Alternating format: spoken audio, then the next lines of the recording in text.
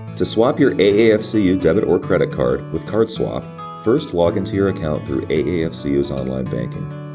To do this from the AAFCU mobile app, enter your username and password, then click Login. Once logged in, open the pop-out navigation menu by clicking the menu button in the top left corner of your screen. On the blue navigation bar, locate and click on the CardSwap button. You will see a page listing your current debit or credit card, your linked accounts, and several other options. From this page, click on the CardSwap button.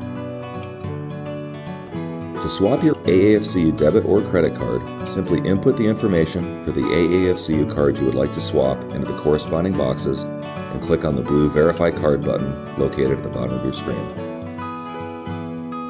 You will receive a notification that your card has been verified, and a message will display near the top of your screen indicating your card has been successfully changed. Once this is complete, you will return to the CardSwap homepage. If you would like to swap your accounts back to a previously linked card, simply click the Swap Card button once again and select the card you would like to return to. You may also add another linked card from the screen. You are now free to enjoy the convenience of CardSwap.